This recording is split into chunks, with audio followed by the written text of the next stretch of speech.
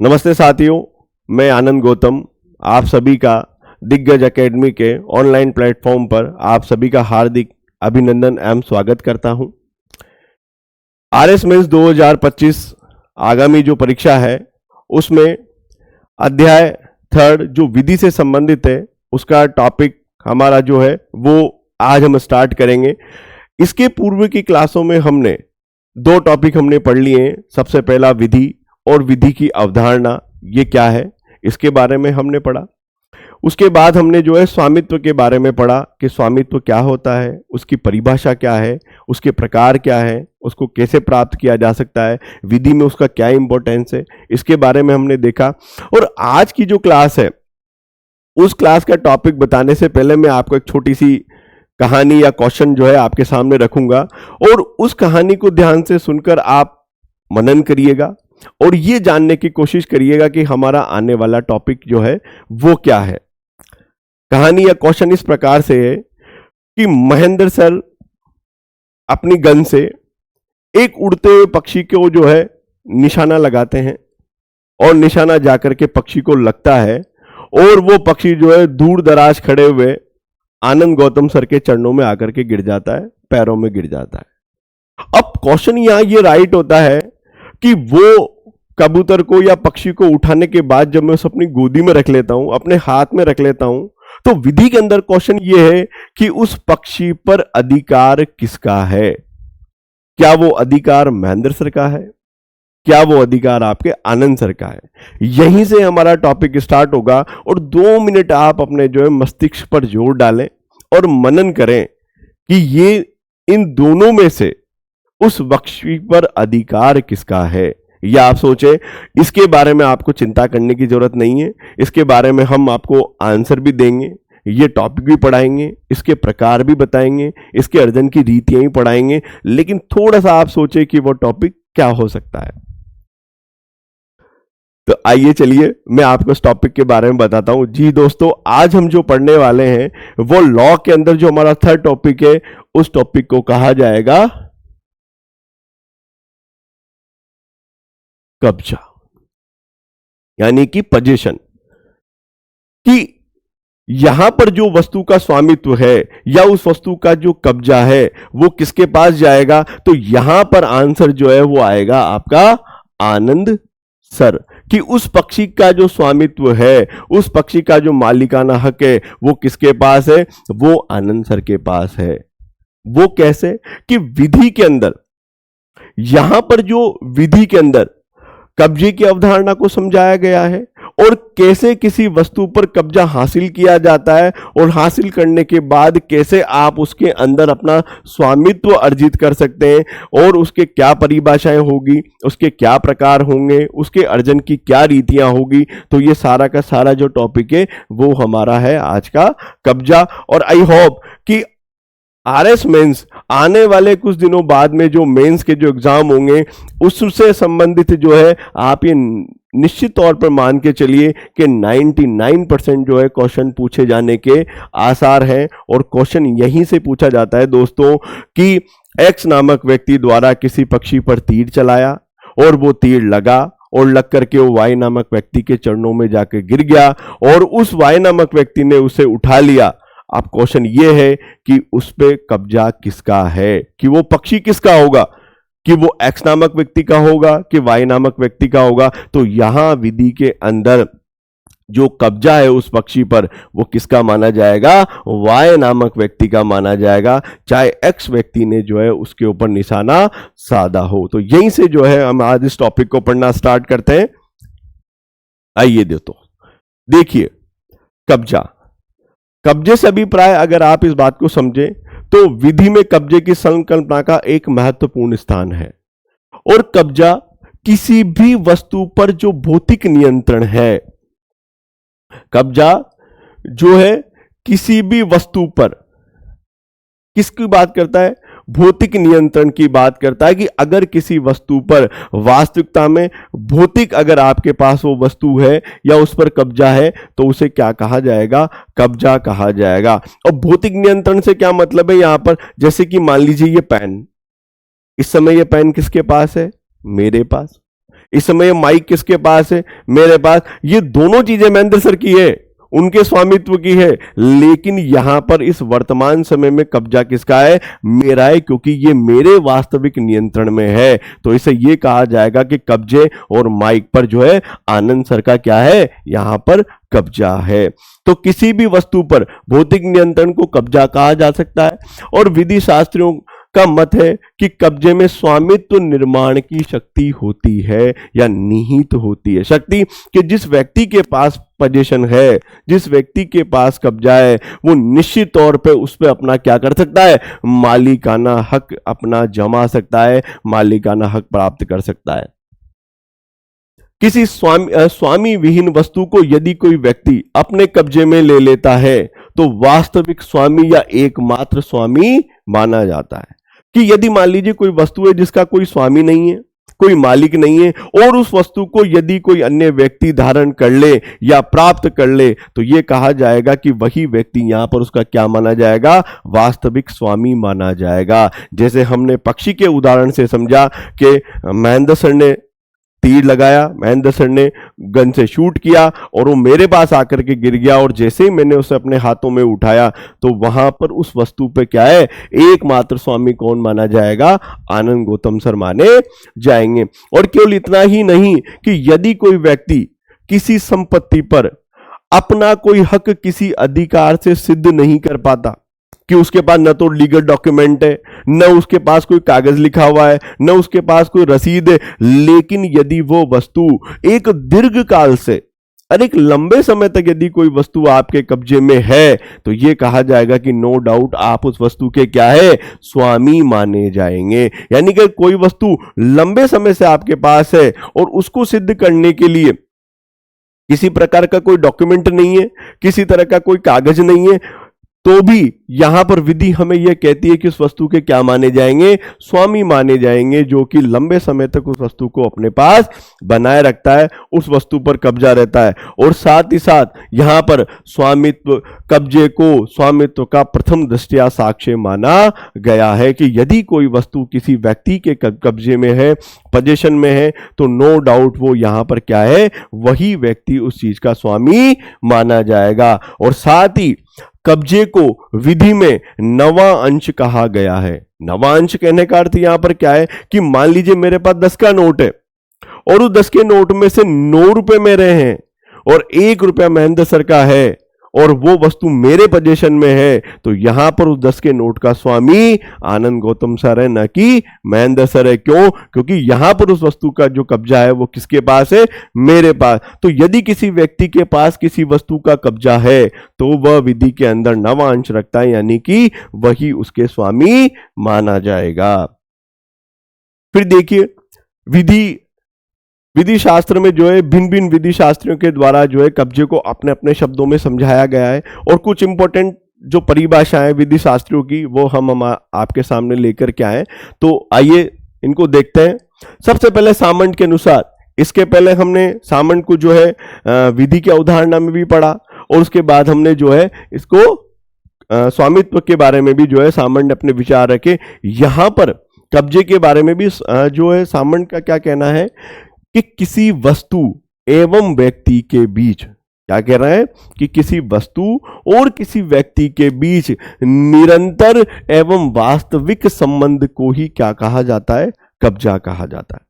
कि किसी वस्तु और किसी व्यक्ति के बीच निरंतर और वास्तविक संबंध को ही कब्जा कहते हैं। मान लीजिए मेरे मित्र हैं, वो 1 साल के लिए अमेरिका चले गए और वो अपनी स्कूटी की चाबी जो है मुझे देके चले गए और कहा कि आनंद बाबू आप जो है इस स्कूटी को चलाना और संभाल के रखना। अब मैं रोज उस वस्तु को लाता हूं, मार्केट ले जाता हूं, पेट्रोल डलाता हूं, पंचर होने पे ठीक भी कराता हूं, कोई कल पुर्जा खराब होने पे ठीक भी कराता हूं, उसकी सर्विसिंग भी कराता हूं। तो यहां पर उस वस्तु के संबंध में एक तो मैं कंटिन्यूटी में मैं उसे यूज कर रहा हूं, और साथ ही साथ क्या है, मेरा उस वस्तु के साथ जो संबंध है, तो ये दोनों चीजों से मिलकर के ये दर्शाता है कि यहां पर मेरा उस वस्तु पर क्या है? कब्जा है। यानी कि क्या कह रहे हैं सामंत सर कि किसी वस्तु और व्यक्ति के बीच किसको, उस पर निरंतर एवं वास्तविक संबंध यदि आपका है तो यह कहा जाएगा कि वो वस्तु पर क्या है? आपका कब्जा है। सेकंड जो डेफिनेशन है वो है हमारे पास फ्रेडरिक पोलाक की। फ्रेडरिक पोलाक क्या कहते हैं कि कब्जे से अभिप्राय किसी वस्तु पर भौतिक नियंत्रण से है। जो इंपॉर्टेंट कीवर्ड है वो क्या है हमारा, भौतिक नियंत्रण। भौतिक नियंत्रण का मतलब क्या होता है कि जहां पर किसी वस्तु को वास्तविकता में अपने पास रखना ही क्या कहलाता है, भौतिक नियंत्रण कहलाता है। जैसे फॉर एग्जांपल के तौर पर मान लीजिए जैसे ये रिमोट है, अब ये वर्तमान में मेरे पास है, मेरे हाथ में, तो ये कहा जाएगा कि ये वस्तु पे क्या है, भौतिक नियंत्रण है। मैंने माइक लगा रखा है, इस पे मेरा भौतिक नियंत्रण है। ये पेन मैंने पकड़ा हुआ है, इस पे मेरा भौतिक नियंत्रण है। ये बोर्ड मैंने अपने हाथ में लिया हुआ है, तो ये यहां पर क्या है, इसका मेरा नियंत्रण है। तो किसी वस्तु पर भौतिक नियंत्रण जिसको आप देख सको यहां पर, तो अगर वो वस्तु आपके कंट्रोल में है तो ये कहा जाएगा कि वो क्या है, कब्जा है। थर्ड जो डेफिनेशन आती है वो हमारे सामने है कांट महोदय की। और कांट महोदय क्या कहते हैं इसके बारे में कि कब्जे के रूप में अभिव्यक्त व्यक्ति की इच्छा, सबसे पहले पॉइंट देखिए आप कि व्यक्ति की इच्छा प्रत्येक अन्य व्यक्ति के पूर्ण सम्मान की हकदार है और वह इसे केवल सार्वभौम द्वारा ही, जो राज्य के माध्यम से ही क्या किया जा सकता है, समाप्त किया जा सकता है। यानी किसी वस्तु पर अभिव्यक्त इच्छा कि मैं किसी भी संपत्ति पर, किसी भी वस्तु पर ये इच्छा रखता हूं कि वो हमेशा मेरे अंडर में, मेरे पास रहे, मेरे पोजीशन में रहे, तो वो कब्जा होगी। और केवल उसे दूर करने का जो अधिकार है वो केवल मुझे कौन कर सकता है, सार्वभौम राज्य के द्वारा ही मुझे वहां से अलग किया जा सकता है, वरना उस वस्तु पर मेरा कब्जा है और मैं रखने की इच्छा रखता हूं तो ये माना जाएगा कि वो मेरा कब्जा है।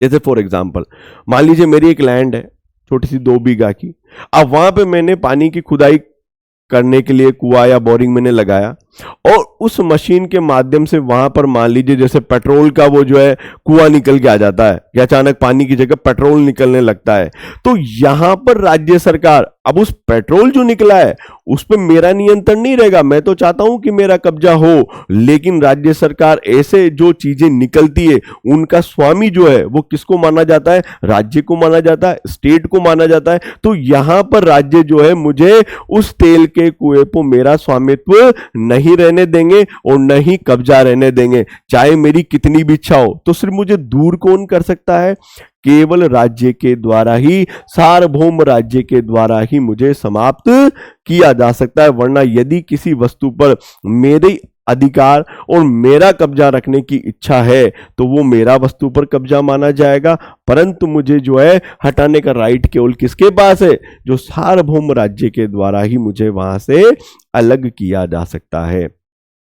उसके बाद देखिए इयरिंग के अनुसार, इयरिंग महोदय जो है क्या कहते हैं कि कब्जा विधि द्वारा संरक्षित हित है। देखिए अगर किसी व्यक्ति के पास किसी भी वस्तु का यदि पोजीशन है तो लॉ आपको हमेशा क्या करेगा, प्रोटेक्ट करेगा। और प्रोटेक्ट कैसे करेगा, सुरक्षा कैसे करेगा आपकी, कि जो स्वयं के अधिकार होता है और कब्जे के अतिक्रमण करने वाले व्यक्ति के खिलाफ आपके द्वारा कोर्ट में क्या किया जा सकता है, दावा किया जा सकता है, सूट फाइल किया जा सकता है कि यदि किसी वस्तु पर आपका स्वामित्व है तो विधि उसे क्या करेगी, संरक्षित हित, यानी कि कब्जा होने पर विधि अपने आप आपकी सुरक्षा करेगी। और सुरक्षा किस दृष्टि से करेगी कि यदि कोई व्यक्ति उसमें हस्तक्षेप करता है या आपका उल्लंघन करता है या अतिक्रमण करता है तो उस व्यक्ति के खिलाफ आप क्या कर सकते हैं, कोर्ट में जाकर के जो है दावा कर सकते हैं, चाहे आप उस वस्तु के स्वामी न हो लेकिन फिर भी वो वस्तु आपके पोजीशन में हो।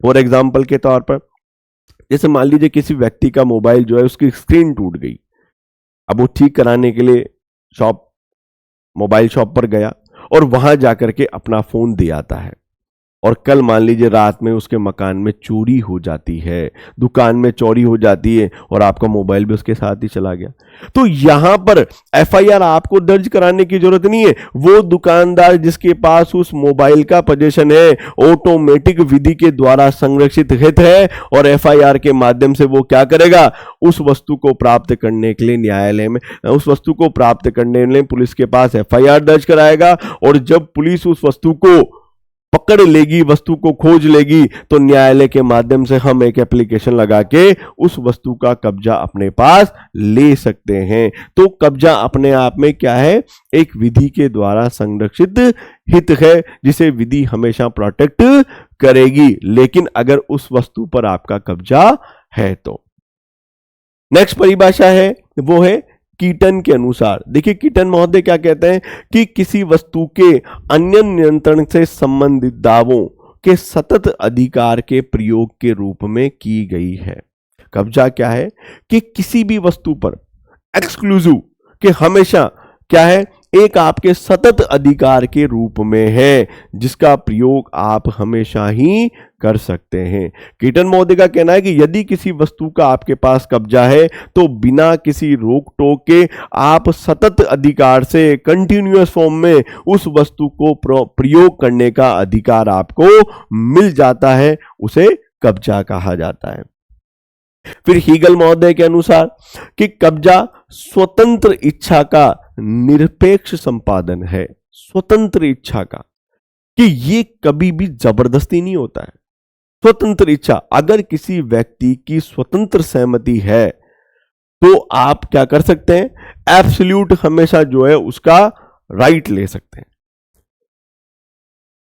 स्वतंत्र इच्छा का मतलब कि आज मान लीजिए जैसे मेरा एक गोदाम है, अब गोदाम में यदि मान लीजिए महेंद्र सर हैं और वो चाहते हैं कि उनके सीमेंट के 100 कट्टे मैं अपने गोदाम में रखूं, और यहां मेरी भी इच्छा है, स्वतंत्र इच्छा है कि हां महेंद्र सर आप अपने सीमेंट के कट्टे मेरे गोदाम में रख सकते हैं, तो यहां पर उन सीमेंट के कट्टों पर जो मेरा स्वतंत्र कब्जा है वो मेरी सहमति से मैंने प्राप्त किया है, इसलिए इसे क्या कहा जाएगा? स्वतंत्र इच्छा का निरपेक्ष संपादन है कि मैं जैसे चाहूं वैसे उन कट्टों को रख सकता हूं। यह मेरी स्वतंत्र इच्छा है, कोई जबरदस्ती मुझे कब्जा दिला नहीं सकता जब तक कि व्यक्ति का मन ना हो। तो यहां पर जो है हमारे विधि शास्त्रियों के द्वारा आमंड महोदय के अनुसार, फ्रेडरिक पोलाक के अनुसार, कांट के अनुसार, एहरिंग के अनुसार, कीटन महोदय और हीगल के अनुसार, ये कुछ चुनिंदा परिभाषाएं जो आपको हमेशा एग्जाम में देखने को मिलेगी, और इन परिभाषाओं के माध्यम से जो है हम रिटन एग्जाम में अच्छे नंबर जो है प्राप्त कर सकते हैं। ये आप सारी परिभाषाएं भी एग्जाम में लिख सकते हैं, और कुछ चुनिंदा परिभाषाएं जो आपको अच्छी लगती है, जो आपको इजी गोइंग आपको याद हो जाए, उन परिभाषाओं को आप जो है याद करके एग्जाम में लिख सकते हैं। तो ये हमारी जो है परिभाषा है। अब नेक्स्ट जो है वो है कब्जे के आवश्यक तत्व। कब्जे के आवश्यक तत्व, देखो कब्जे के आवश्यक तत्व में बहुत सारा डेफिनेशन लिखा हुआ है यहां पर कब्जे के आवश्यक तत्व, लेकिन 2 इंपॉर्टेंट पॉइंट यहां पर है, और वो 2 इंपॉर्टेंट पॉइंट क्या है कि एक तो है कॉर्पस, एक है एनिमस।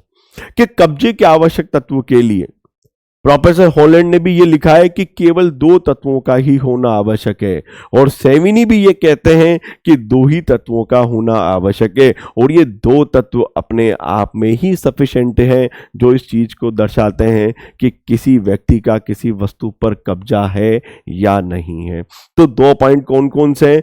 पहला पॉइंट है कि कब्जाधीन वस्तु पर वास्तविक सामर्थ्य,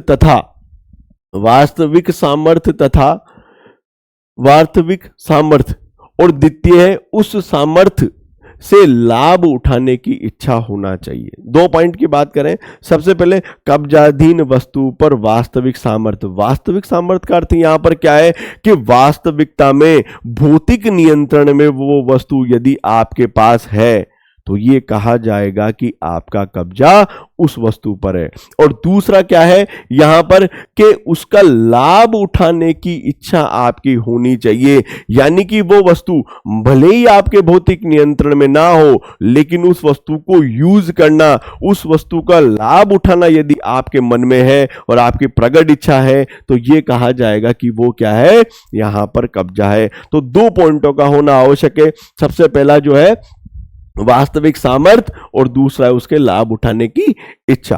और इसे ही अंग्रेजी विधि में क्रमशः 2 शब्दों के माध्यम से समझाया गया है। एक तो होता है कॉर्पस और दूसरा होता है एनिमस।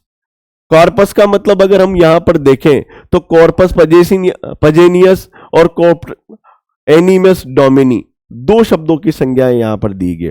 कॉर्पस शब्द का जो अर्थ होता है वो होता है भौतिक नियंत्रण से, कि यदि कोई व्यक्ति के पास कोई वस्तु भौतिक नियंत्रण में है तो ये कहा जाएगा कि उस वस्तु पर उसका कब्जा है। और भौतिक नियंत्रण का मतलब होता है वो वस्तु आपके पास, आपके हाथ में होना। जैसे मान लीजिए ये हैंकी है, ये मेरे हाथ में, तो इसे कहा जाएगा कि ये क्या है, भौतिक नियंत्रण है। ये एसी का रिमोट है, ये इस समय मेरे हाथ में है, तो ये कहा जाएगा कि भौतिक नियंत्रण है। तो कोई भी वस्तु का कॉर्पस यानी कि भौतिक नियंत्रण होना।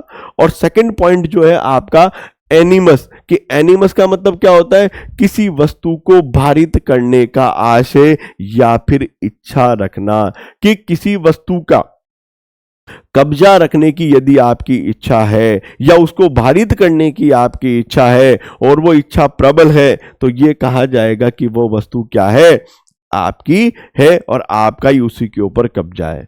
फॉर एग्जाम्पल के तौर पर, जैसे मान लीजिए कई बार जब हम मार्केट जाते हैं या कई बार हम शादी वगैरह में जाते हैं, घर से बाहर निकलते हैं, तो कई बार हम क्या करते हैं, हमारी घर की चीजों को प्रोटेक्ट करने के लिए हम बाहर से ताला लगा के जाते हैं, बल्कि एक नहीं दो दो ताले लगा के जाते हैं। क्यों भाई? इसका क्या रीजन है? कि इसका रीजन ये कि आप ये चाहते हो कि यदि किसी वस्तु पर आपका भौतिक नियंत्रण ना रहे। भौतिक नियंत्रण का मतलब जैसे आपके पास, अब आप टीवी को तो कहीं बात में भर के लेके जा नहीं सकते, फ्रिज को ले जा नहीं सकते, ओवन को ले जा नहीं सकते। ऐसी कई हमारे घर में बहुत सारी चीजें होती है, बेड है, सोफा सेट है, डाइनिंग टेबल है, वॉटेवर जो भी हमारे घर में सोना चांदी रखा हुआ है, पैसा रखा हुआ है, तो हम इन चीजों को हर जगह हमारे साथ नहीं ले जा सकते। तो भौतिक नियंत्रण पहला जो मेरे हाथ में है, और मानसिक इच्छा का अर्थ यानी कि जब मैं घर से निकलूं तो उस वस्तु पर मैं घर के ऊपर बड़ा सा ताला लगा के जब मैं जाता हूं, तो मेरी इच्छा क्या है कि मेरी वस्तुएं जो है मेरे आने तक बिल्कुल सुरक्षित रहे। यानी आप मन से ये चाहते हैं कि उस वस्तु पर आपका कब्जा बना रहे, और ये बने रहने की जो इच्छा है यही आपका क्या कहा जाएगा, एनिमस कहा जाएगा। आई बात आपको समझ में? दो पॉइंट हमने पढ़े, कौन सा?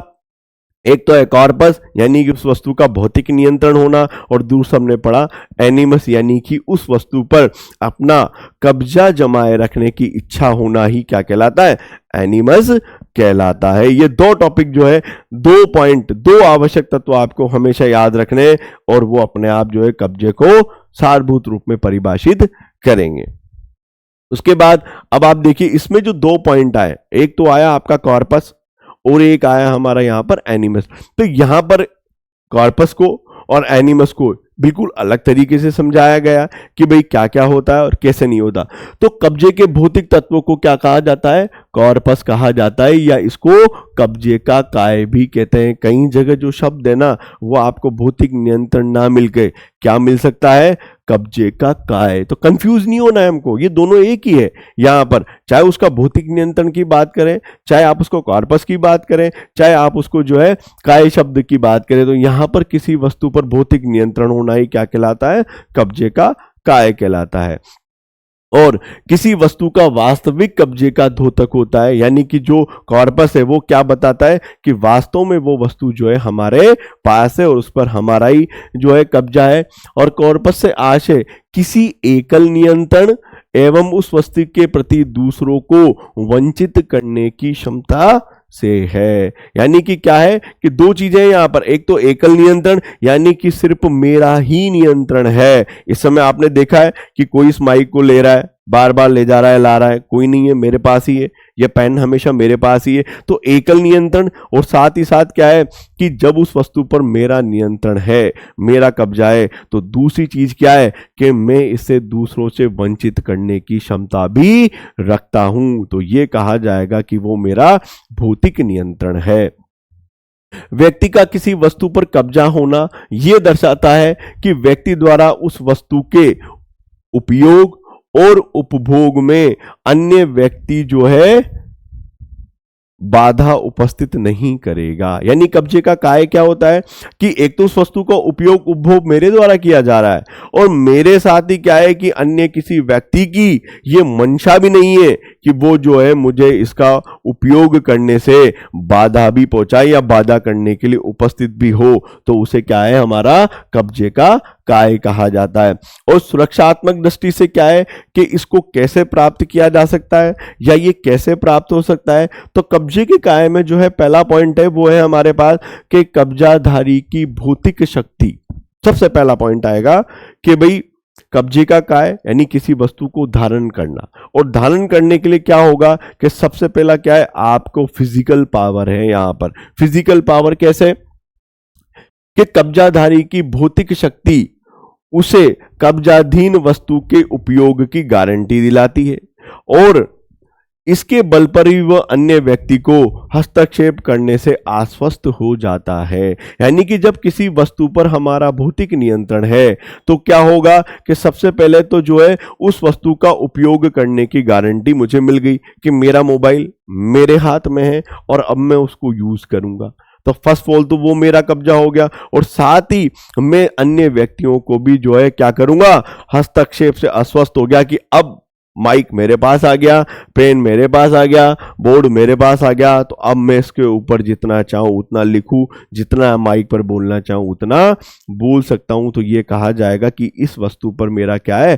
भौतिक नियंत्रण है। और कब्जाधारी द्वारा अन्य व्यक्तियों को भी कब्जे से अपवर्जित करने के लिए भौतिक शक्ति के रूप में प्रयुक्त किया जाता है। यानी कि साथ ही साथ क्या है कि मैं इसका यूज तो कर ही सकता हूं, लेकिन जो अन्य व्यक्ति हैं उनको भी मैं क्या कर दूंगा, अपवर्जित कर दूंगा, यानी कि मैं उनको मना ही कर दूंगा कि आपको बिल्कुल भी हाथ लगाने की जरूरत नहीं है। तो उसे यहां पर जो पहला पॉइंट है वो क्या है कि कब्जाधारी की भौतिक शक्ति से संबंधित है। और भौतिक शक्ति का मतलब कि हम किसी चीज को संभाले रखने के लिए उसके जो सुरक्षात्मक उपाय करते हैं वही हमारी भौतिक शक्ति कहलाती है। जैसे फॉर एग्जांपल कि मान लीजिए मकान है और मकान के अंदर हमें चीजों को अगर सुरक्षित करना है तो हम उसकी डोलियां बनवाएंगे, डोलियां बनाकर उसके दरवाजे भी लगवाएंगे, और दरवाजों पे हम क्या करेंगे, ताले आदि भी लगाएंगे, जिससे हमारी जो भौतिक नियंत्रण की जो वस्तुएं हैं वो सारी पूरी की पूरी क्या हो जाएगी,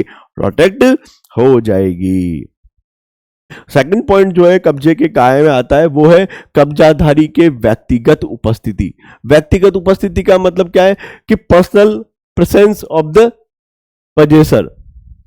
अनेक दशाओं में किसी वस्तु पर कब्जा कायम रखने के लिए कब्जाधारी की व्यक्तिगत उपस्थिति अनिवार्य होती है। यानी कि अनिवार्य का मतलब क्या है कि अगर हमें किसी वस्तु पर कब्जा यानी भौतिक नियंत्रण रखना है तो हमें उसके लिए हमेशा क्या होना पड़ेगा, वहां पर उपस्थित भी होना पड़ेगा।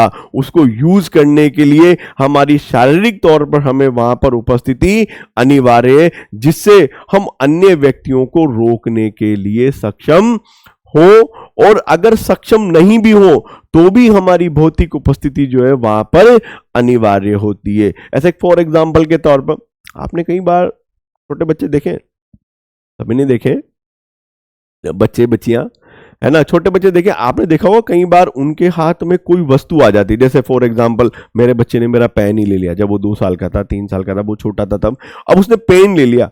अब पेन इतनी शिद्दत से पकड़ रखा है कि मैं उसको छुड़ाने की कोशिश कर रहा हूं, लेकिन वो अपनी पूरी पावर लगा रखा है। चाहे भले उसमें शारीरिक शक्ति इतनी नहीं है कि वो मुझे वहां से उस पेन को लेने से रोक सके, लेकिन उसका मन क्या है, व्यक्तिगत उपस्थिति को शो कर रहा है कि वो कहीं ना कहीं चाहता है कि उस वस्तु पर उसका भौतिक कब्जा बना रहे। और वो किसके माध्यम से, शारीरिक उपस्थिति के माध्यम से, कि उसने हाथों में जकड़ा हुआ है। हालांकि वो मैं छुड़ाने में सक्षम हूं, लेकिन मैं थोड़ी सी पावर जो है मुझे लगानी पड़ेगी। तो यहां पर जो कब्जे का काय है उसमें दूसरा जो पॉइंट है वो क्या है कि कब्जेधारी की वहां पर क्या होनी चाहिए, उपस्थिति भी होनी चाहिए।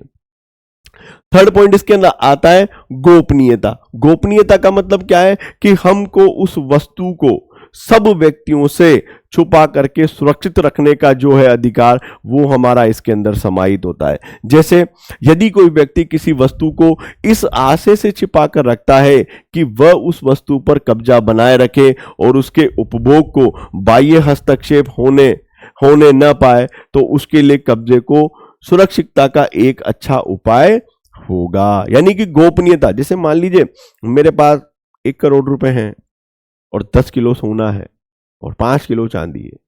अब इस चीज को मैं क्या है, ये दुनिया को बताते तो नहीं फिरूंगा कि मेरे पास इतना पैसा है, और इससे जस्ट डबल जो है महेंद्र सर के पास है, लेकिन वो दुनिया से कहते तो नहीं जाएंगे कि भाई मेरे पास इतने। क्यों? क्योंकि वो गोपनीयता, ये जो पॉइंट है ना कि गोपनीयता, कि मैं इस संसार से छुपा के रखूंगा कि मेरे पास कितना पैसा, कितना धन और कितनी गाड़ी है, कितना बैंक बैलेंस है, इसको मैं सबसे छुपाऊंगा। और छुपा के रखने के लिए मैं क्या करूंगा, उसको ऐसी जगह रखूंगा, या तो बैंक के लॉकर में रखूंगा, या मेरे यहाँ भी इस तरह का एक रूम बना करके बड़ी सी अलमारी लगा के उसमें गोदरेज का ताला वगैरह जैसे वो सेट करके रखूंगा। तो यहाँ पर जो कब्जे का काय है वो गोपनीयता से भी शो होता है कि अगर आप किसी वस्तु को छुपा करके रख रहे हो, उसको प्रोटेक्शन में रख रहे हो, तो यहां पर ही उसका कब्जे का काय कहा जाएगा। नेक्स्ट पॉइंट है अधिकार युक्त दावे के प्रति आदर। अधिकार युक्त दावे के प्रति आदर का मतलब कि कोई भी व्यक्ति अनुचित हस्तक्षेप नहीं कर सकता। आपका अधिकार है, आपका दावा है, तो कोई भी व्यक्ति आपके जो कब्जा है जिस वस्तु पर, उसका कभी भी हस्तक्षेप नहीं कर पाएगा। और यदि वो करता है तो आप इसके माध्यम से, दावों के माध्यम से जो है आप उसको प्रोटेक्ट करेंगे। जैसे वर्तमान समय में जो सभ्य समाज है वो दोषपूर्ण कब्जे को हमेशा ही गलत निगाह से देखता है। दोषपूर्ण कब्जे का मतलब कि जहां पर उसने उस कब्जे को लीगली तरीके से अडॉप्ट नहीं किया, जिसका कोई लीगल माध्यम नहीं है, और फिर भी उसने जाकर के किसी वस्तु पर अपना अधिकार जमा लिया, तो यहां पर लोग उसको कभी भी, सभ्य समाज में एक वर्ड आया है सभ्य समाज, और सभ्य समाज कभी भी गलत तरीकों से किए हुए पोजीशन को सही नहीं मानता है। तो यहां पर जब भी हम पोजीशन प्राप्त करें वो विधि की दृष्टि से बिल्कुल सही होना चाहिए, और उसी के माध्यम से ही जो है व्यक्तियों को सम्मान मिलेगा। और यदि कोई व्यक्ति गलत तरीके से किसी वस्तु पर कब्जा हासिल कर लेता है तो वहां पर हमेशा क्या किया जाएगा, अधिकार होने के बाद भी अन्य व्यक्ति जो है उससे हस्तक्षेप कर देगा, नहीं लॉ आपको जो है वहां से निकाल कर बाहर कर देगा। तो अधिकार युक्त जो है दावों के प्रति होना चाहिए। आपका कब्जा बिल्कुल सही है तो आपका अधिकार युक्त जो है वहां पर दावा है। नेक्स्ट पॉइंट है वो है कब्जा बनाए रखने के आशय की अभिव्यक्ति होनी चाहिए।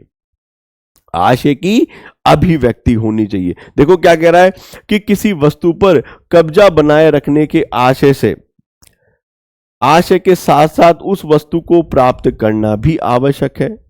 यानी कि क्या है कि किसी वस्तु पर कब्जा बनाए रखने के लिए उस वस्तु को जो है क्या करना है कि प्राप्त करना भी आवश्यक है। जैसे यदि कोई व्यक्ति किसी मकान का कब्जा चाहता है, जैसे मान लीजिए एक व्यक्ति है, यानी यहां पर क्या करना पड़ेगा कि आपको हमेशा कब्जा बनाए रखने के लिए उस वस्तु की आशिक अभिव्यक्ति होनी चाहिए। आशिक यदि आपने मकान बना दिया, लेकिन बनाने के साथ साथ आप समय समय पर उस मकान पर जाएंगे, उसे देखेंगे, उसका ताला खोलेंगे, उसका ताला लगाएंगे, उसकी साथ संभाल रखेंगे, तो यहां पर ये अभिव्यक्ति यदि आपके पास है तो ये कहा जाएगा कि उस वस्तु पर आपका क्या है, भौतिक नियंत्रण है। और ये भौतिक नियंत्रण को प्राप्त करने का एक तरीका है। उदाहरण के तौर पर यदि कोई व्यक्ति किसी मकान पर कब्जा चाहता है तो उस कब्जे को बनाए रखने के आशय से उस मकान में प्रवेश करने और उसका उपयोग करने की स्थिति में होना चाहिए। यानी कि हम मकान पर भी जाएंगे और मकान पर जाने के बाद जो है उस वस्तु का उपभोग करने की स्थिति में रखेंगे, तो ये कहा जाएगा कि हमारा उस वस्तु पर क्या है, भौतिक नियंत्रण है, यानी कि कब्जे का काय है। एक बार आप पुनः देखेंगे इसको। सबसे पहले कब्जाधारी का क्या होना चाहिए, भौतिक शक्ति होना चाहिए। उसके बाद जो है कब्जाधारी व्यक्ति की जो है व्यक्तिगत उपस्थिति अनिवार्य होनी चाहिए। फिर थर्ड पॉइंट जो है हम उसकी गोपनीयता हमें रखनी होगी। फिर अधिकार युक्त दावे के प्रति हमेशा जो है आदर भाव होगा, और कब्जा बनाए रखने के आशय से उसकी अभिव्यक्ति होना चाहिए। अगर ये 5 पॉइंट है तो ये कहा जाएगा कि भाई यहां पर कब्जे का काय जो है किसी व्यक्ति के पास है। और दूसरा पॉइंट जो आता है वो आता है एनिमस। फर्स्ट पॉइंट 2 आवश्यक तत्व हैं। पहला यहां पर कब्जे का काय जिसे कॉर्पस कहा जाता है, और दूसरा पॉइंट जो है हमारा वो है एनिमस यानी कि धारणाशय। देखो धारणाशय 2 शब्दों से मिलकर के बना है, धारण प्लस आशय। यानी अगर किसी वस्तु को धारण करने की मानसिक इच्छा यदि आप में है तो उसको ही क्या कहा जाएगा, यहां पर आपका कब्जा कहा जाएगा। देखिए क्या लिखा हुआ है कि कब्जे को धारण किए रहने की मानसिक इच्छा को ही धारणाशय कहा जाता है, और इसका तात्पर्य कब्जाधारी में कब्जाधीन वस्तु पर अपना कब्जा बनाए रखने की इच्छा होनी चाहिए। और सामंड कहते हैं कि अन्य व्यक्तियों को अपवर्जित करने का आशय या मानसिक इच्छा होना ही उस वस्तु पर क्या कहलाता है, आपकी इच्छा कहलाता है। चाहे आप उस वस्तु को उपभोग करें या ना करें, लेकिन किसी अन्य व्यक्ति को हटाने का आशय, अपवर्जित करने का आशय ही आपकी मानसिक इच्छा को शो करता है। मान लीजिए मेरे पास 10 कार है, 20 स्कूटी है, और मैं केवल उनमें से केवल 4 या 5 जो मेरी फेवरेट कलर की है, जिनको मैं पसंद करता हूं, उन्हीं को ही मैं यूज करता हूं। लेकिन इसका मतलब यदि जो बाकी गाड़ियां मेरे पास रखी हुई है, यदि उनको कोई व्यक्ति मेरी इजाजत के बिना ले जाना चाहे और मैं मना करूं, तो इट मीन्स यहां पर क्या है, मेरी मानसिक इच्छा है कि उन वस्तुओं पर, उन गाड़ियों पर, उन कारों पर जिनको मैं कभी नहीं चलाता, लेकिन मेरी मानसिक इच्छा क्या शो करती है कि जैसे कोई व्यक्ति उन गाड़ियों को ले जाने की कोशिश करता है, छूने की कोशिश करता है, मैं फट से उनको अपवर्जित कर देता हूं कि ए बाबू गाड़ी से दूर हट जाओ यार, ये मेरी है ना। तो इसको क्या कहा जाएगा, आपकी मानसिक इच्छा होना, है ना। आपके पास कोल्ड ड्रिंक रखी हुई है, आपके पोजीशन में है, लेकिन आपका पीने का मन नहीं है, और लेकिन आपका मन क्या है कि मेरी इजाजत के बगैर कोई दूसरा भी ना पिए, चाहे वो पड़ी पड़ी खराब हो जाए भले, है ना। कई बार होता है ना ऐसा कि हमारे पास कोई चीज है खाने की, लेकिन हम जो है उसको रखे रखे खराब कर देना चाहते हैं, लेकिन किसी को देना नहीं चाहते, किसी को पहुंचाना नहीं चाहते। तो ये हमारी मानसिक इच्छा को शो करता है कि उस वस्तु पर हमारा मानसिक कब्जा बना रहे, चाहे मैं उसको खाऊं, चाहे मैं उसको नहीं खाऊं, चाहे मैं वस्तु को यूज करूं, चाहे मैं वस्तु को यूज ना करूं, लेकिन फिर भी वो क्या है, जहां मानसिक इच्छा आ जाती है, जो अन्य व्यक्तियों को अपवर्जित करने की शक्ति रखता है या अपवर्जित करने का मन है, तो उसे ही क्या कहा जाता है, धारणाशय कहा जाता है, जो मानसिक इच्छा का द्योतक होता है। और मानसिक इच्छा किसी वस्तु पर बनाए रखना ही क्या कहलाता है, धारणाशय कहलाता है। तो हमने 2 आवश्यक तत्व समझ लिए।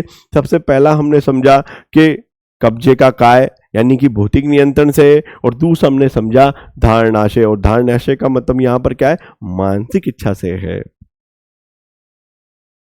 अब देखिए कब्जे की विशेषताएं। तो कब्जे की विशेषताएं की जो हमने डेफिनेशन पढ़ी, जो हमने आवश्यक तत्व पढ़े, उनसे कुछ विशेषताएं सामने निकल कर आ रही है। और वो विशेषताएं देखिए आप, सबसे पहले है कि कब्जा स्वामित्व का प्रथम दृष्टया साक्ष्य होता है। प्रथम दृष्टया साक्ष्य का मतलब क्या है कि यहां पर विधि में इसे 9 अंक दिए गए हैं, और यदि कोई वस्तु किसी व्यक्ति के कब्जे में है, किसी व्यक्ति के पोजीशन में है, तो विधि द्वारा उसे 100% प्रोटेक्ट किया जाएगा।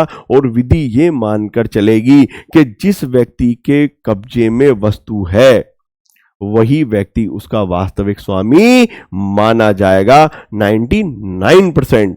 तो यहां पर क्या है कि जो कब्जा है वो स्वामित्व का क्या है, प्रथम दृष्टया साक्ष्य है, जिसे हम 9 अंक मानते हैं, और कब्जाधारी स्वामी के होने की उपधारणा कर ली जाती है। और अन्यथा सिद्ध करने का भार उस व्यक्ति पर होता है जो उस स्वामित्व को चुनौती देता है। यानी कि कभी भी जो उस वस्तु का कब्जा बनाए हुए हैं, वो कभी भी विधि में यह साबित नहीं करेगा कि मैं इसका स्वामी हूं।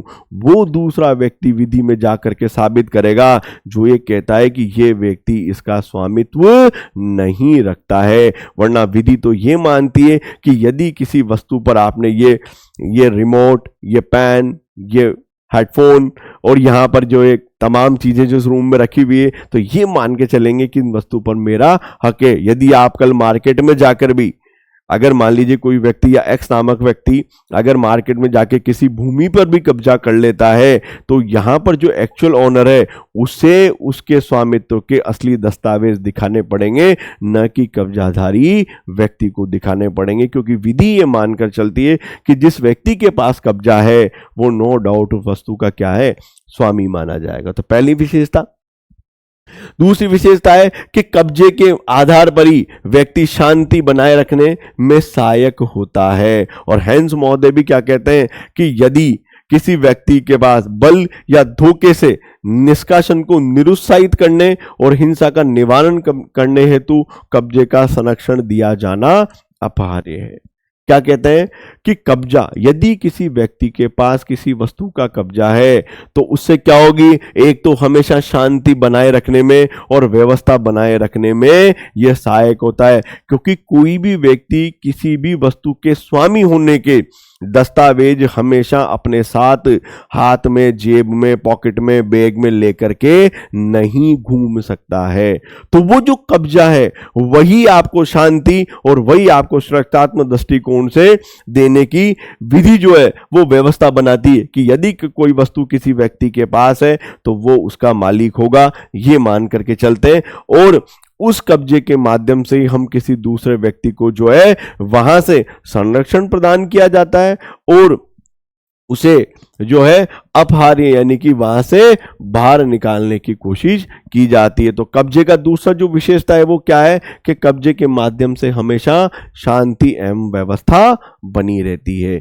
और तीसरी जो विशेषता है उसकी वो है अपकृत्य के निवारण हेतु भी कब्जे का संरक्षण आवश्यक है। और जब कोई व्यक्ति किसी अन्य व्यक्ति के कब्जे में हस्तक्षेप करता है तो उसे अतिचार माना जाता है। यानी कि तीसरा पॉइंट क्या है कि यदि किसी व्यक्ति के पास किसी भी वस्तु का यदि अपने पास कब्जा है तो यहां पर अपकृत्य विधि के द्वारा जो है उसे संरक्षण प्राप्त किया जाता है, और जो दूसरा व्यक्ति उसकी भूमि में जाकर के हस्तक्षेप करता है बिना उसकी अनुमति से जाता है तो ये माना जाएगा कि वो यहां पर क्या है, अतिचारी माना जाएगा, अतिचार माना जाएगा। जैसे फॉर एग्जाम्पल मैंने कोई भूमि, मान लीजिए मैंने कोई मैरिज गार्डन जो है 2 साल के लिए जो है मैंने उसे लीज पर ले लिया, ठीक है।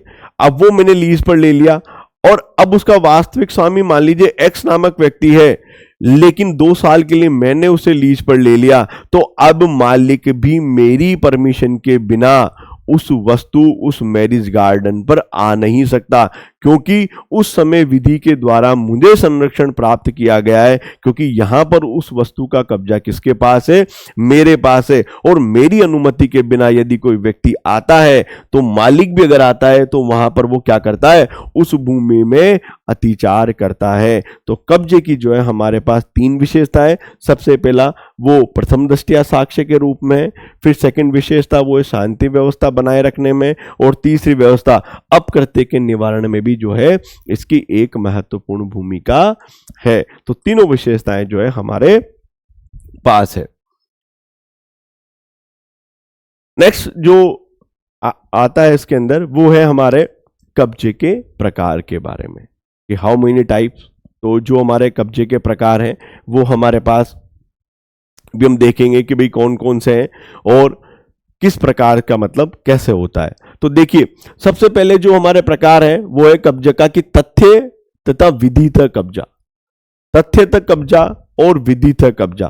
तथ्य का मतलब डी फैक्टो और विधित का मतलब डी जूरी।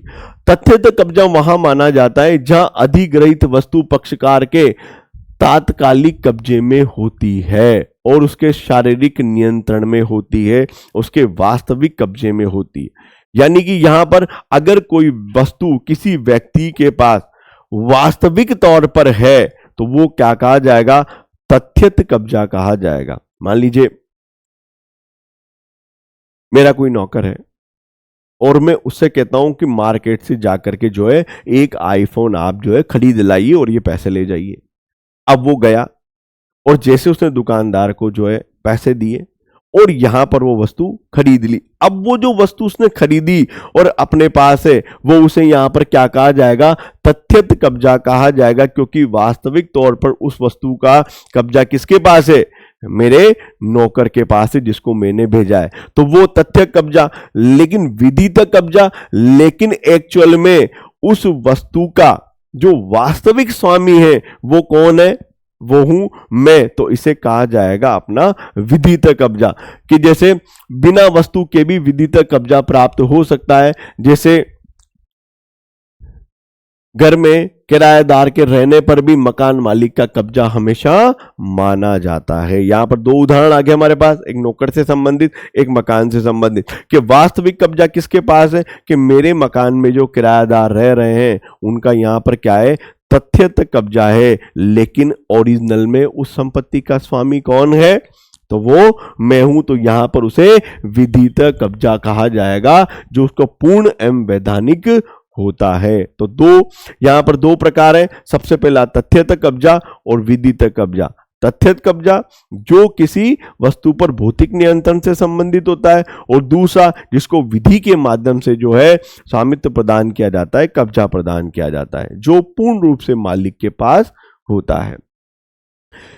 सेकंड जो है वो है मूर्त और अमूर्त कब्जा।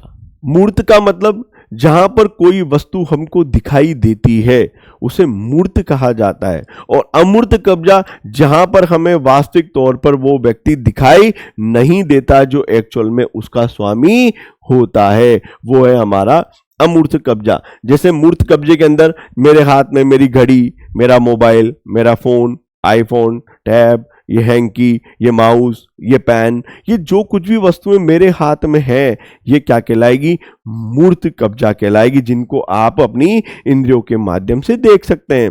परंतु अमूर्त कब्जा जो दिखाई नहीं देता लेकिन फिर भी होता है, जैसे कॉपीराइट, पेटेंट, ट्रेडमार्क, डिजाइन, तो ये जो चीजें हैं ये यहां पर क्या होती है, अमूर्त कब्जे का उदाहरण है। मूर्त कब्जा जिनको हम देख सकते हैं, जैसे घड़ी, पुस्तक, मोबाइल, हेडफोन, कार, मकान, दुकान, इनको हम देख सकते हैं, इन पे जो पोजीशन होगा वो मूर्त कब्जा कहलाएगा। और ऐसी वस्तुएं जिनको हम देख नहीं सकते लेकिन फिर भी उन पर हमारा जो है पोजीशन है, तो वो है हमारा अमूर्त कब्जा, जिसे हम कॉपीराइट, पेटेंट, ट्रेडमार्क से समझते हैं। थर्ड जो इनके प्रकार में है वो है तात्कालिक और मध्यवर्ती कब्जा। तात्कालिक और मध्यवर्ती कब्जा। तात्कालिक कब्जे से क्या अभिप्राय है यहां पर, कि तात्कालिक कब्जे से अर्थ है कि तात्कालिक कब्जे को प्रत्यक्ष कब्जा कहा जाता है। इस प्रकार के कब्जे में रखी जाने वाली वस्तु का और व्यक्ति का सीधा सा संबंध होता है। सीधा संबंध होने का मतलब क्या है, कि जैसे एक्स नामक व्यक्ति किसी घड़ी का स्वामी है, यानी कि जैसे जो व्यक्ति मालिक है, जो तात्कालिक है, जिसके पास वो वस्तु है, तो वो क्या कहलाएगा, उसका वास्तविक स्वामी, यानी कि तात्कालिक जिसने वो घड़ी हाथ में पहन रखी है, तो वो तात्कालिक स्वामी कहलाएगा। और मध्यवर्ती कब्जा होता है अप्रत्यक्ष कब्जा। और अप्रत्यक्ष कब्जे का मतलब है कि जैसे एक्स अपने एजेंट को बाजार में कोई वस्तु खरीद के लाने के लिए कहता है, और जब वो व्यक्ति उस वस्तु को अपने पास रखता है तो उसे मध्यवर्ती कब्जा कहा जाता है, क्योंकि वो जो वस्तु उसके पास है उस समय उसका क्या है, तात्कालिक कब्जा न होकर के बल्कि कौन सा है, अप्रत्यक्ष, यानी कि मध्यवर्ती कब्जा कहलाएगा। क्योंकि दुकान के मालिक और मेरे बीच में वो क्या कर रहा है, एक माध्यम का काम कर रहा है, कि मैंने उसे पैसा दिया और वो वस्तु को मेरे पास लेकर आ रहा है, तो मध्यवर्ती कब्जा कहा जाएगा, जिसे अप्रत्यक्ष कब्जा भी कहते हैं। और जैसे ही वो वस्तु एजेंट के द्वारा मालिक को सौंप दी जाती है, वैसे ही मालिक के पास उसका जो कब्जा आ जाता है वो वास्तविक कब्जा कहलाता है। आई बात समझ में दोस्तों। सबसे पहला हमने पढ़ा तथ्य कब्जा और विदित कब्जा, दूसरा हमने पढ़ा मूर्त और अमूर्त कब्जा, तीसरा पॉइंट हमने पढ़ा कि तात्कालिक और मध्यवर्ती कब्जा। इसके बाद जो हमारा आता है वो आता है समवर्ती या संयुक्त कब्जा। देखो समवर्ती या संयुक्त का अर्थ यहां पर क्या हुआ, कि जब किसी वस्तु पर दो या दो से अधिक व्यक्तियों का स्वामित्व होता है, या दो या दो से अधिक व्यक्ति उस वस्तु के कब्जेदार होते हैं, तो यहां पर उसे संयुक्त कब्जा या फिर जो है समवर्ती कब्जा कहलाता है, कि एक ही वस्तु पर तात्कालिक और मध्यवर्ती कब्जा हो सकता है। यानी दो व्यक्ति जब किसी वस्तु पर कब्जा रखते हैं, अपने पास रखते हैं, तो उसे संयुक्त कब्जा या मध्यवर्ती कब्जा कहलाता है। फिर नेक्स्ट पॉइंट आता है कब्जा कल्प। इसे क्वासी पोजीशन कहते हैं। क्वासी पोजीशन, इसे अर्ध कब्जा भी कहा जा सकता है। केवल अधिकार का कब्जा कब्जा कल्प माना जाता है। जैसे मार्गाधिकार इसी प्रकार के कब्जे के अंतर्गत आता है। मार्गाधिकार जैसे क्वासीकल्प, यानी कि एक व्यक्ति का किसी रोड को यूज करने का जो अधिकार है, उस रास्ते से गुजरने का जो अधिकार है, वो कैसा कहलाता है? क्वासी पोजेशन कहलाता है। यानी कि वहां पर उस वस्तु पे जिस दौरान वो उस वस्तु पर वहां से निकल रहा है, उस दौरान उसका कौन सा कब्जा माना जाएगा? क्वासी जो है पोजेशन माना जाएगा।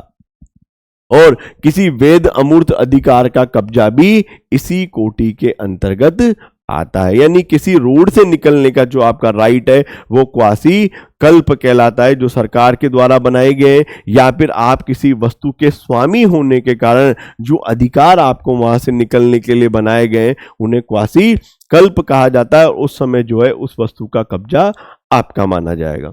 नेक्स्ट पॉइंट जो आता है आणविक कंस्ट्रक्टिव पोजेशन के बारे में। आणविक कब्जा ये वास्तविक कब्जा और तथ्य कब्जा नहीं, बल्कि कानून की निगाह में कब्जा होता है।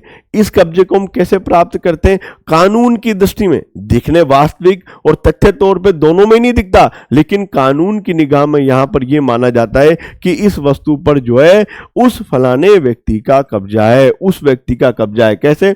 इस प्रकार के कब्जे में किसी व्यक्ति का वास्तविक कब्जा नहीं होता, परंतु फिर भी जो है वो उसके ऊपर कब्जाधीन या कब्जाधारी माना जाता है। जैसे एक्स नामक व्यक्ति ने कोई सामान खरीदा और खरीदकर उसे गोदाम में रखता है और उसकी चाबी एक्स अपने पास रखता है, तो इसे आणविक कब्जा कहा जाएगा। जैसे फॉर एग्जाम्पल, मैंने थोड़ा टाइम भी पहले कहा आपको, जैसे मान लीजिए महेंद्र सर हैं, वो अपने सीमेंट के 100 कट्टे मेरे गोदाम में रखना चाहते हैं। मैंने कंसेंट दे दिया कि आप रख सकते हैं, और रखने के बाद वह उसकी चाबी जो है मेरे से ले जाते हैं कि आनंद सर इसकी चाबी जो है आप मुझे दे दो, और वो चाबी वो की जो है मेरे द्वारा महेंद्र सर को दे दी जाती है। तो यहां पर जो उन गोदाम का भले मालिक मैं हूं और कट्टों के मालिक जो है कौन है? महेंद्र सर है, लेकिन अब यहां पर उसका कट्टों का जो पोजीशन है वो किसके पास है? वो है महेंद्र सर के पास। और किस माध्यम से? कंस्ट्रक्टिव पोजीशन के माध्यम से, क्योंकि यहां पर उस वस्तु को धारण करने की जो मानसिक इच्छा है वो किसकी है? महेंद्र सर की। और किसके माध्यम से? कि वो ताला लगा करके मेरे गोदाम की चाबी अपने साथ ले गए, तो इसे क्या कहा जाएगा? कंस्ट्रक्टिव जो है पोजीशन कहा जाएगा। नेक्स्ट आता है डेरिवेटिव पोजीशन। डेरिवेटिव पोजीशन का मतलब क्या होता है? कि इस प्रकार के कब्जे उन व्यक्तियों के होते हैं जो वास्तविक स्वामी तो नहीं होते, लेकिन वस्तुओं के कब्जे में कुछ प्रयोजन के लिए बने रहते हैं, कुछ प्रयोजन के लिए बने रहते हैं। यानी कोई व्यक्ति किसी वस्तु का वास्तविक स्वामी नहीं है, उसके पीछे उनका एक इंटेंशन है, और जैसे ही वो इंटेंशन पूरा हो जाता है, आशय पूरा हो जाता है, वो उस वस्तु को उसी समय त्याग देते हैं। यानी किसी केवल अधिकार स्वरूप से या किसी कारण से ही वो उस वस्तु को अपने पास रखते हैं, और बाकी वस्तु को अपना उद्देश्य पूरा हो जाने पर त्याग देते हैं। जैसे फॉर एग्जाम्पल के तौर पर ऋणदाता, जैसे मान लीजिए मैंने महेंद्र सर से 1 लाख रुपए उधार लिए और मैंने जो है अपनी कार की चाबी जो है महेंद्र सर को दे दी। अब यहां पर महेंद्र सर उस वस्तु को केवल कब तक धारण किए हुए? उनकी मानसिक इच्छा क्या है कार को रखने की? कि जब तक आनंद सर मुझे 1 लाख रुपए नहीं लौटा देते हैं, तब तक मैं इस कार को अपने पास रख लूं, ताकि मेरा पैसा सुरक्षित रहे। और जैसे ही मैं उनके पैसे लौटाऊंगा, वो हैंड टू हैंड अब कार की चाबी मेरे हाथ में दे देंगे कि साहब संभालिए। ठीक है, तो यहां पर उनकी इच्छा केवल किसी उद्देश्य से, डेरिवेटिव पोजीशन किसी उद्देश्य से अपने पास रखते हैं। जैसे दर्जी का अधिकार, कि दर्जी के पास आपने कपड़े सिलाने के लिए दे दिए, तो आपके कपड़ों को केवल तब तक ही धारणाशय है, तब तक ही उसके पोजीशन में है, जब तक आप उसकी सिलाई के पैसे चुका नहीं देते हैं। और जब तक आप नहीं चुकाओगे, तब तक वो उस कपड़े को अपने पास रखे ही रखेगा। उसे कहा जाता है डेरिवेटिव पोजीशन। आई बात समझ में आपको? तो देखिए एक बार हम वापस से देखते हैं। तथ्यत कब्जा और विदित कब्जा, मूर्त कब्जा, अमूर्त कब्जा, उसके बाद तात्कालिक कब्जा और मध्यवर्ती कब्जा, उसके बाद जो है समवर्ती कब्जा या संयुक्त कब्जा, फिर जो है कब्जा कल्प जिसे क्वासी पोजीशन कहते हैं, फिर जो है आणविक कब्जा, और नेक्स्ट जो लास्ट आता है वो है डेरिवेटिव पोजीशन, यानी कि किसी रीजन से वो जो है अपने पास रखते हैं, उसके लिए कहा जाता है। 2 मिनट, 1 मिनट, फोन आया है, मैं फोन ले लूं, फिर वापस हम जो है क्लास को कंटिन्यू करेंगे, बस 2 मिनट।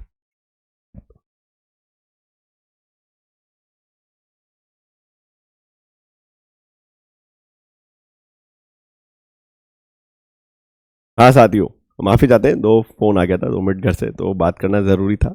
और ये भी तो देखिए, हमने देखा इस समय कि भाई अभी हमारे जो कब्जे के प्रकार है वो हमने देखे, और इसी तरह जो है हमारे कब्जे के प्रकार जो है कंप्लीट होते हैं। ठीक है, अब नेक्स्ट जो आती है वो हमारे अर्जन की रीतियां, कि भाई कैसे किसी कब्जे को जो है प्राप्त किया जा सकता है। अब कब्जे को प्राप्त करने की जो रीतियां हैं वो जो मोस्टली है वो तो देखिए हमारे पास क्या है कि केवल 3 ही रीतियां हैं जो इंपॉर्टेंट है, और उन्हीं के फिर जो है सब टाइटल है जिनके आधार पर हम उनको उसमें और किस तरह से प्राप्त किए जा सकते हैं।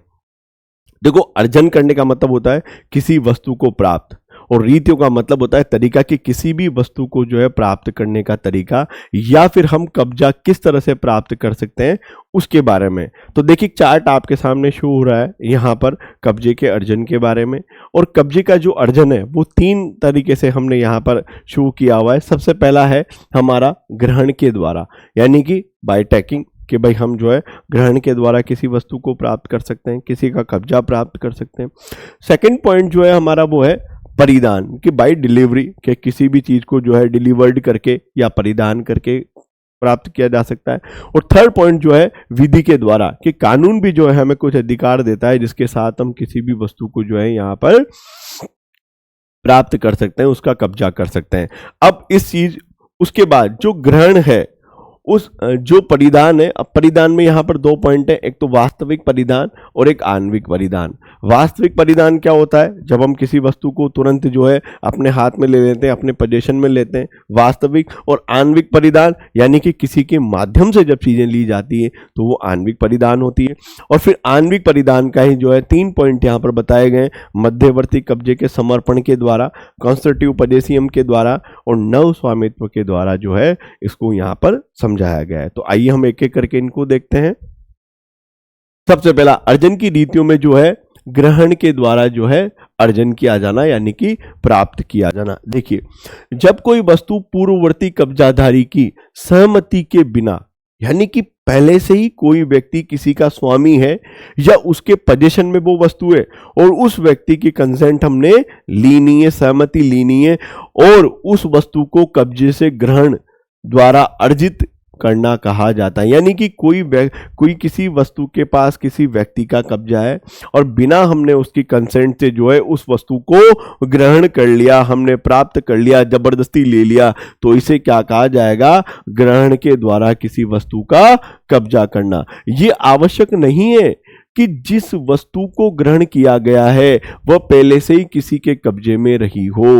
वस्तु का ग्रहणाधिकार उचित भी हो सकता है और अनुचित भी हो सकता है। यहां पर दोनों पॉइंट है कि या तो कोई वस्तु किसी के पोजीशन में है और बिना उसकी सहमति के हमने वो वस्तु ले ली, या फिर कोई वस्तु का कोई स्वामी ही नहीं है और फिर भी उस वस्तु को ग्रहण कर लिया जाए, तो उसे क्या कहा जाता है? ग्रहण के द्वारा करना। जैसे मान लीजिए मैंने जो फर्स्ट आपको उदाहरण दिया था, जैसे महेंद्र सर ने तीर चलाया, गन से शूट किया और जो है पक्षी को जाकर के लगा, और लगने के बाद में जो है वो मेरे पैरों में आकर के गिर गया और मैंने उसे उठा लिया। तो ये यहाँ पर क्या है? ग्रहण के द्वारा जो है कि मैंने उस वस्तु का कोई स्वामी नहीं था और फिर भी मैंने उस वस्तु को अपने हाथ में ले लिया, अपने पास ले लिया, तो ये क्या है? ग्रहण के द्वारा प्राप्त किया जाता है।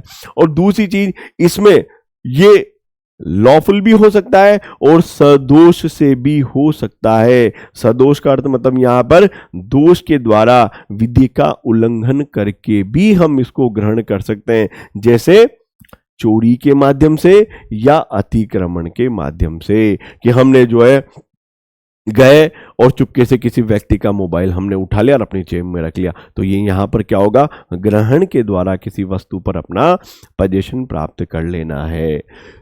सेकेंड पॉइंट जो आता है कब्जे के अर्जन में, वो है परिधान के द्वारा। परिधान का मतलब बाय डिलीवरी, कि जाकर के हम किसी व्यक्ति को कोई वस्तु दे या हमें कोई वस्तु आकर के दे दे।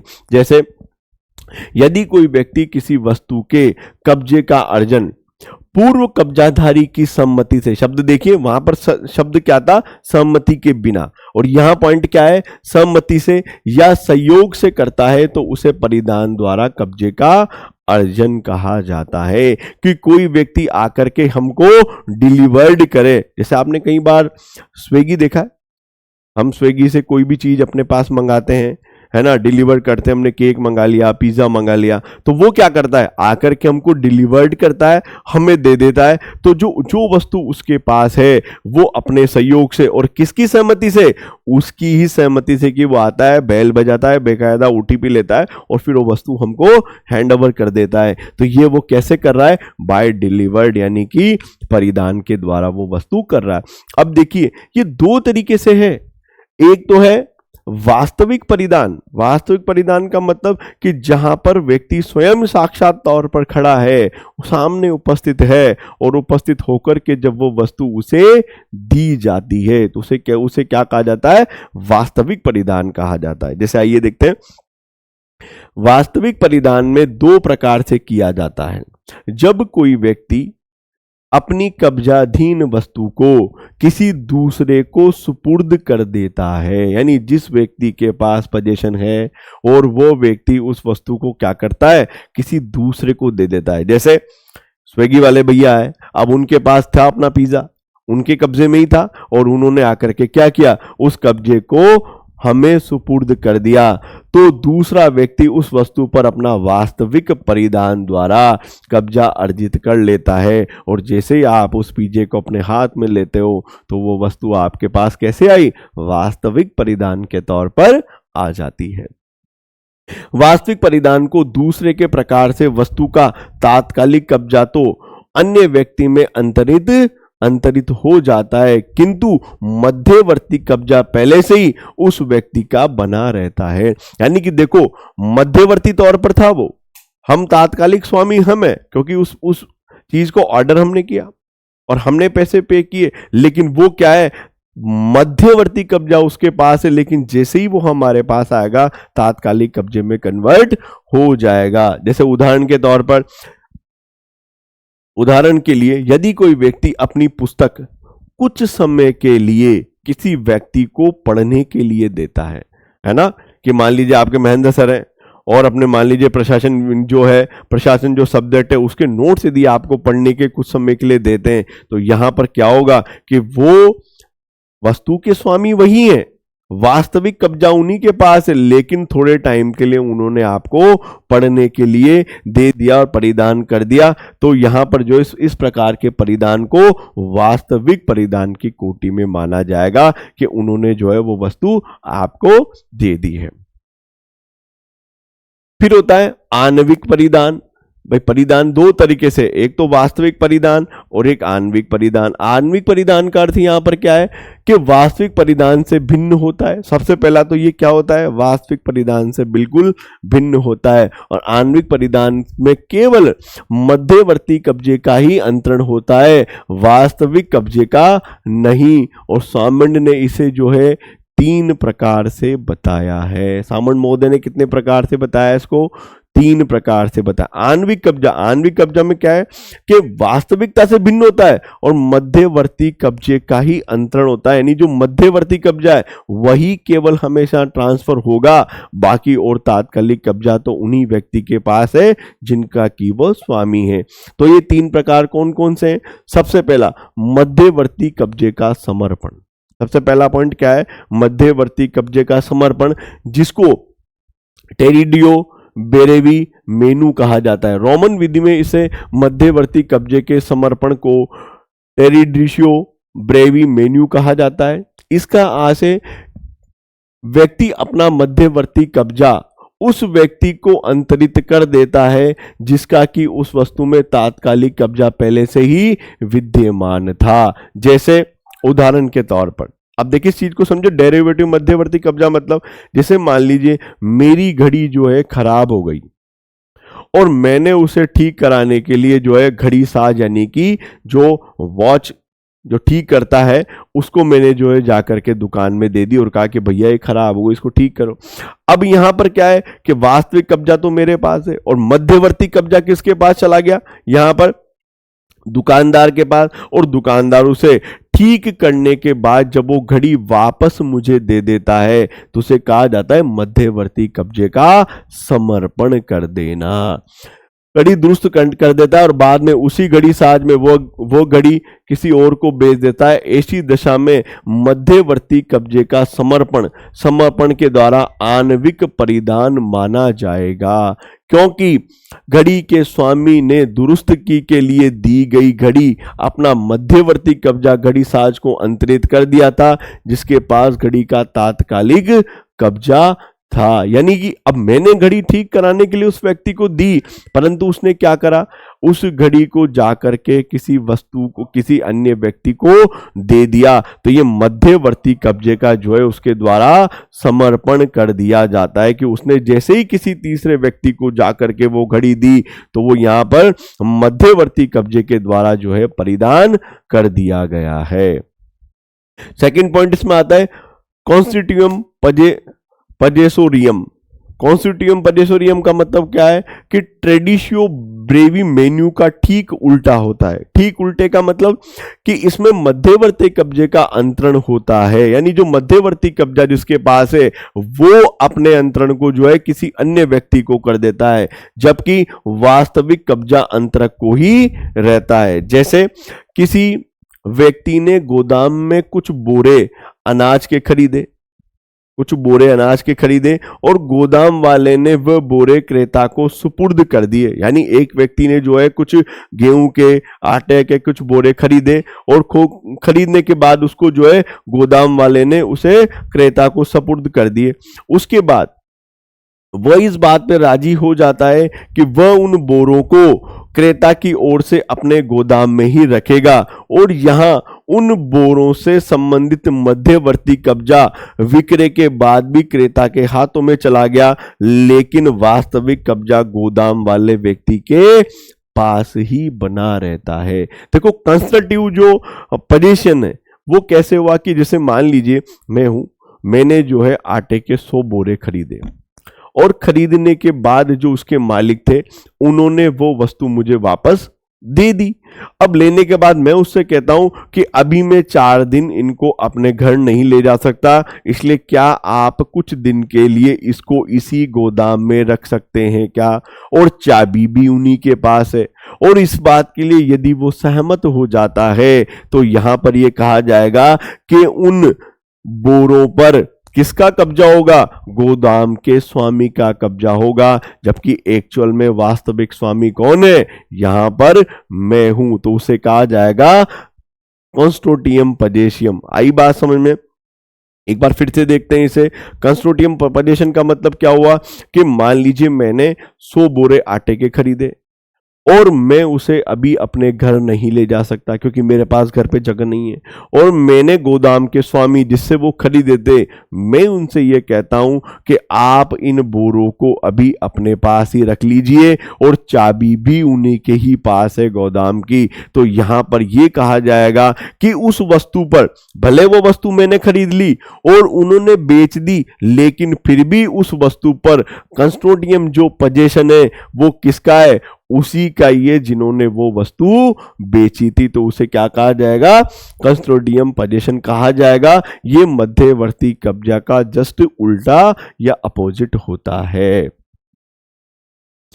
फिर नवनिर्मित स्वामित्व का मतलब कि यहां पर मध्यवर्ती कब्जे का अंतरण है, जबकि तात्कालिक कब्जा किसी तीसरे व्यक्ति यानी अंतरक और अंतरिति को छोड़कर किसी अन्य व्यक्ति को ही हो जाता है, बना रहता है। और संयुक्त उदाहरण में इसे हम ऐसे समझते हैं कि मान लीजिए क्रेता गोदाम में रखे हुए अपने बोरे क्ष नामक, या इसको हम कहते हैं जेड नामक व्यक्ति को बेच देता है। और जैसे ही गोदाम वाला उन बोरों वाले पहले वाले क्रेता के बजाय जेड वाले के लिए गोदाम में रखने के लिए सहमत हो जाता है, तो यहां पर यह कहा जाएगा कि आणविक परिधान जो है किसको कर दिया है, जेड नामक व्यक्ति को कर दिया गया। उदाहरण के तौर पर आप देखिए समझे, जैसे मान ले मैं हूं, मैंने वो बोरे खरीदे और खरीद करके मैंने उसे गोदाम में, जैसे मान लीजिए मैं एक्स हूं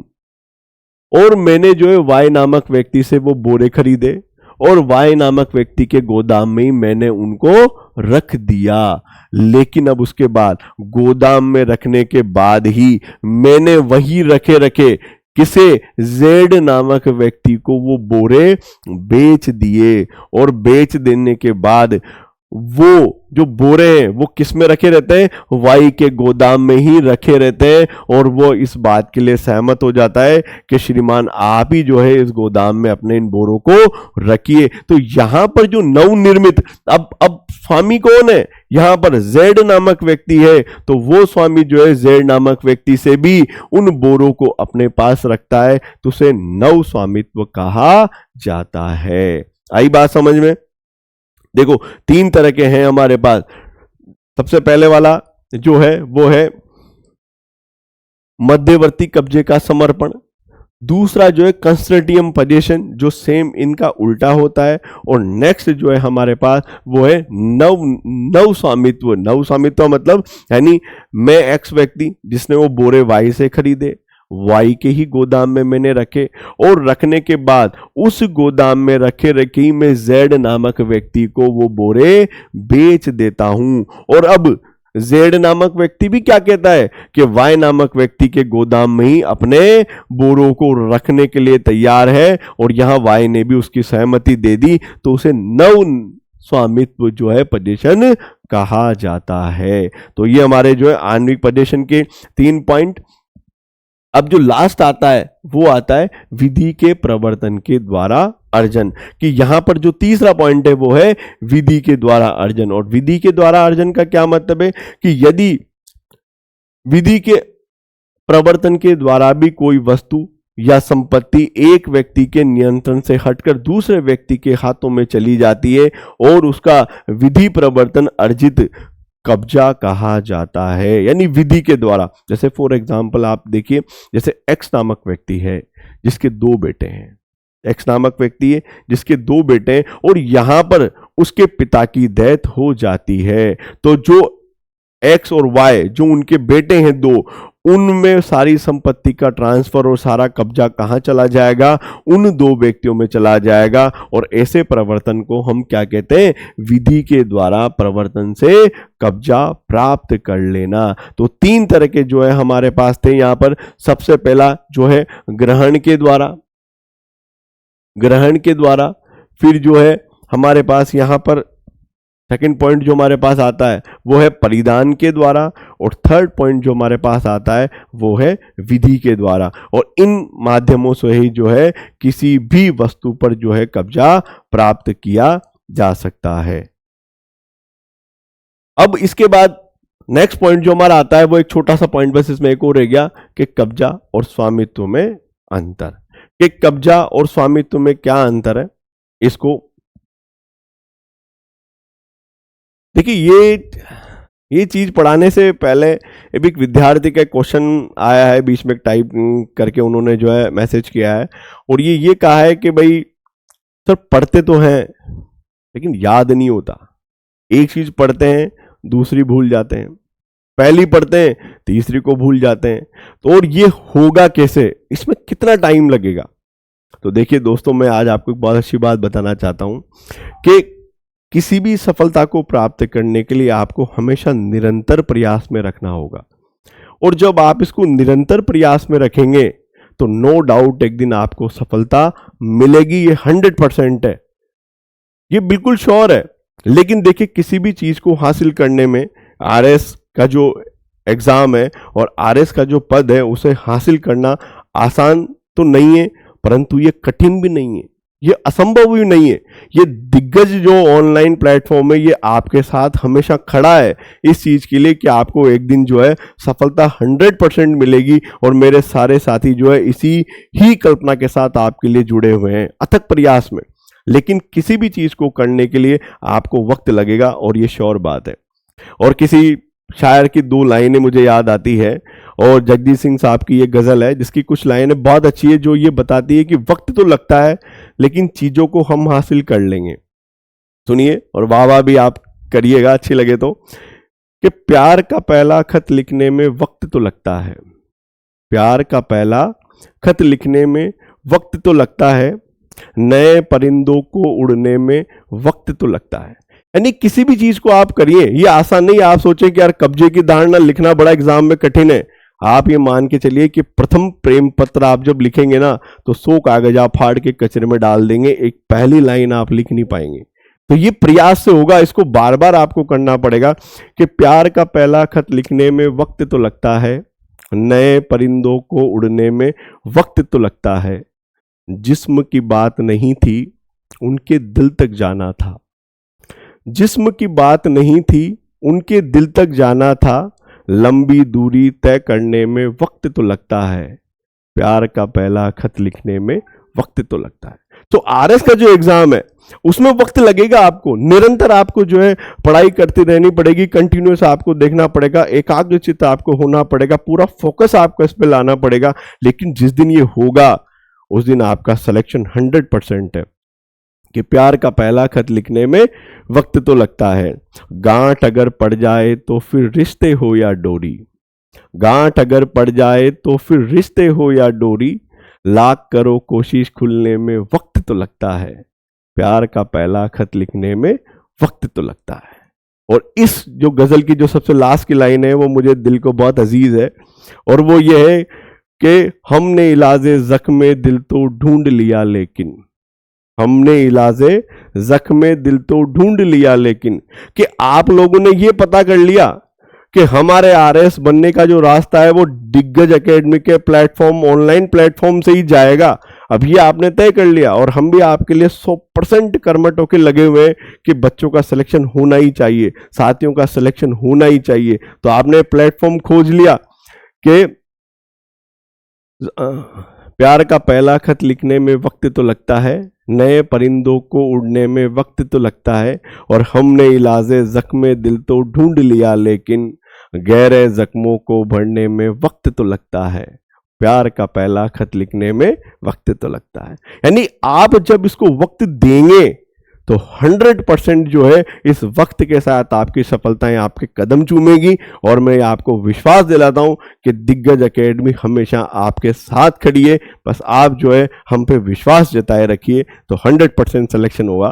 थैंक यू वेरी मच। और हमारा जो छोटा सा टॉपिक था वो रह गया, अब हम इसको कंप्लीट कर लेते हैं कि देखिए कब्जा और स्वामित्व में अंतर। इसके पहले जब हमने पढ़ा वो पढ़ा स्वामित्व क्या है, और अभी हम कब्जा पढ़ रहे हैं। तो कभी कभी छोटा क्वेश्चन जो है आपको पूछ लिया जाता है, आरएस मेंस में भी ये चीजें पूछ ली जाती है, या कभी कभी इंटरव्यू में इस चीजों को पूछ लिया जाता है। तो देखिए कब्जा एक तथ्य का विषय है, केवल क्या है, एक फैक्ट है कि जिस किसी वस्तु पर आपका अधिकार है वो एक फैक्ट है। लेकिन जो स्वामित्व है वो क्या है, एक विधि का विषय है। यानी कि तथ्य के अगर कब्जा है तो कोई डॉक्यूमेंट दिखाने की जरूरत नहीं है, लेकिन अगर आप किसी वस्तु के स्वामी हैं तो वो क्या है, विधि में आपको 100% अधिकार प्रदान करता है किसी डॉक्यूमेंट के माध्यम से।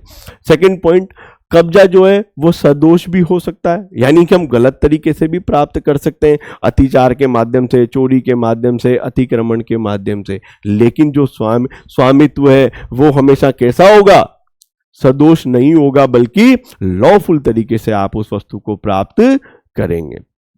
थर्ड, कब्जे को साबित करने के लिए प्रत्यक्ष साक्ष्य की आवश्यकता होती है कि आपको हमेशा विधि में जब भी कोई व्यक्ति आपके ऊपर आक्षेप लगाएगा कि ये इस वस्तु का स्वामी नहीं है, तो आपको वहां पर जाके उसको डिफेंड करने के लिए कुछ ना कुछ तो बताना पड़ेगा, चाहे आप दीर्घ काल से अपना कब्जा बताएं।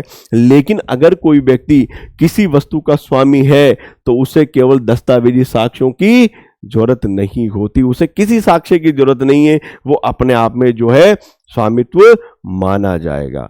नेक्स्ट पॉइंट, कब्जे में स्वामित्व के निर्माण की शक्ति होती है, जबकि स्वामित्व में स्वयं शक्ति निहित होती है।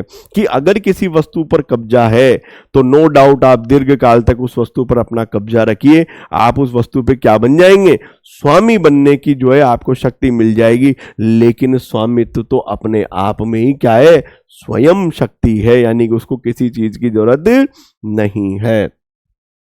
कब्जे में भौतिक नियंत्रण जरूरी होता है, जबकि स्वामित्व में कभी भी भौतिक नियंत्रण की आवश्यकता नहीं होती। जरूरी नहीं है, आप चाहें तो स्वामित्व में भौतिक नियंत्रण रख सकते हैं, परंतु अगर आपकी इच्छा नहीं है तो भी उस वस्तु के स्वामी आप ही कहलाएंगे। और वो उपयोग की दृष्टि से अनिश्चित, वयन की दृष्टि से अनिर्बंधित और अवधि की दृष्टि से कैसा होता है, असीमित होता है। फिर नेक्स्ट पॉइंट है, कब्जा किसी वस्तु से संबंधित होता है न कि अधिकार से, जबकि स्वामित्व हमेशा किससे संबंधित होता है, अधिकार से संबंधित होता है। यानी अगर आप किसी वस्तु के स्वामी हैं तो नो डाउट आपका उसके अंदर अधिकार है, लेकिन यदि आपके पास केवल पोजेशन ही है तो आपका उसमें कोई अधिकार नहीं है। जैसे ये मोबाइल, जैसे ये हेडफोन, ये पेन, ये रिमोट, ये सब किसका है, महेंद्र सर का है। तो ये जब चाहे जब मुझे जो है इससे अलग कर सकते, तो इस वस्तु का मेरा कोई अधिकार नहीं है, लेकिन ये मालिक है तो इनके 100% अधिकार इसमें निहित हैं। और कब्जे की संकल्पना स्वामित्व की संकल्पना से पूर्व की जाती है, यानी कि कब्जे की संकल्पना स्वामित्व के पूर्व, कि जब कोई मालिक नहीं है उसके पहले यदि कब्जा है तो यह माना जाएगा कि वो उसका स्वामी हो सकता है, परंतु स्वामित्व की संकल्पना में कब्जे की संकल्पना के बाद आती है। यानी कि ये इसका सेकंड पॉइंट है कि कोई अगर व्यक्ति किसी का स्वामी है तो कब्जा हो या ना हो वो उसका स्वामी माना ही जाएगा। लेकिन अगर आप केवल कब्जे में है तो विधि की संकल्पना ये कहती है कि हो सकता है वो व्यक्ति उसका स्वामी भी होगा। तो इस तरह से जो है हमारे कब्जा और स्वामित्व में अंतर है, और ये एग्जाम की दृष्टि से इंपॉर्टेंट है। और मैं आशा करता हूं कि आपका जो आज पढ़ाया है ये टॉपिक जो है एग्जाम की दृष्टि से इंपॉर्टेंट रहेगा, और जो है एग्जाम में आपको क्वेश्चन देखने को मिलेगा। इसके बाद का जो नेक्स्ट का जो टॉपिक है वो हम पोस्को से संबंधित, जो हमारे विधि से संबंधित जो अधिनियम है उसके बारे में हम बात करेंगे। Thank you very much. जय हिंद, जय भारत।